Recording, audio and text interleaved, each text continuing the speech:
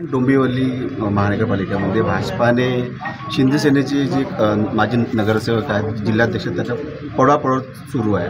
त्यामुळे शिंदे गट नाराज आहे आणि त्यांनी मंत्रिमंडळाचे बहिष्कार पण घातले. कसं वाटतं? महाराष्ट्रातलं जे सरकार आज आहे ते महाराष्ट्राच्या विकासासाठी एकत्रित आलेलं नाही आहे, हे महाराष्ट्र लुटायसाठी आलेलं आहे.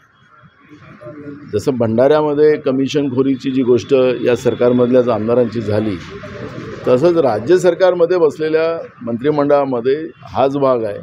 आणि त्याचाच परिणाम असा आहे की या पळवापळवीमुळे नाही, आता जे आरोप एकनाथ शिंदेच्या काही मंत्र्यांनी जो केलेला आहे की यांच्या विभागालाच पैसे दिले जात नाही, भाजप आणि राष्ट्रवादी अजित पवारांच्याच मंत्रालयाला पैसे दिले जातात, आणि म्हणून त्या पद्धतीचा आरोप त्यांनी केला. पळवापळवी हा भाग वेगळाच आहे, पण कमिशन्स हा जो भाग आहे आणि त्याच्यामुळे हा वाद सुरू झालेला आहे.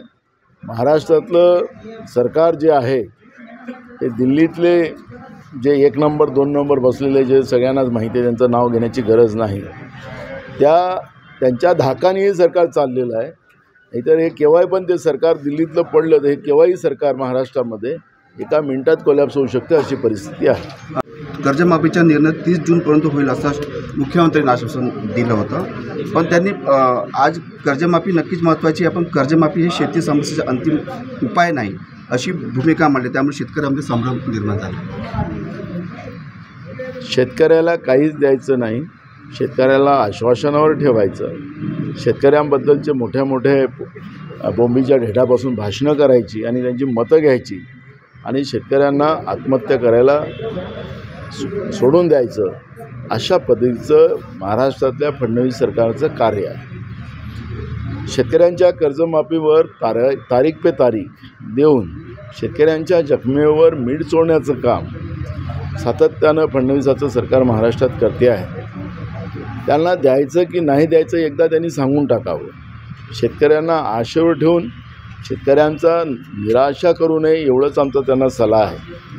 तर मी तुम्हाला सांगतो की हे सरकार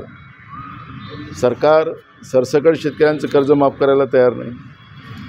हे आता त्याला तुकड्यामध्ये शेतकऱ्यांना विभाजतील आणि मग त्या शेतकऱ्याला लाईनमध्ये उभे ठेवतील आणि मग त्या शेतकऱ्यांची थट्टा करण्याचं काम हे सरकार करणार आहे.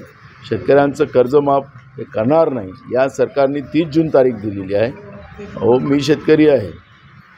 31 मार्चला शेतकरी कर्ज त्यांनी भरलं नाही तर त्याच्यावर थकीत म्हणून आरोप लावला जातो आणि मग त्याच्यावर व्याज लावला जातो. या सरकारला दम असेल तर 31 मार्चच्या आत या शेतकऱ्यांचं कर्ज माफ केलं पाहिजे. सगळं कर्ज सरकारने भरलं पाहिजे आणि या कर्जातून शेतकऱ्यांची मुक्तता केली पाहिजे. यावर्षी मी आपल्याला माहितीसाठी सांगतो आणि राज्यालाही या निमित्तानं माहिती गेली पाहिजे राज्याच्या जनतेला की यावर्षी जो दुष्काळाची परिस्थिती आहे खूप संपूर्ण महाराष्ट्रामध्ये ती कधीही नव्हती. इतकी भयावह दुष्काळाची परिस्थिती आज राज्यात आहे. शेतकऱ्याला खायलासुद्धा अन्न वाचलेलं नाही अशी परिस्थिती आहे आणि म्हणून तातडीनं शेतकऱ्यांची कर्जमाफी या 30 मार्चच्या आतमध्ये आणि नागपूरच्या अधिवेशनामध्ये सरकारने ती घोषणा करून 31 मार्चच्या आत शेतकऱ्यांची कर्जमाफी केली पाहिजे आणि शेतकऱ्याला कर्जापासून मुक्त केलं पाहिजे. याचा जॉब आम्ही या अधिवेशनामध्ये सरकारशी विचारू.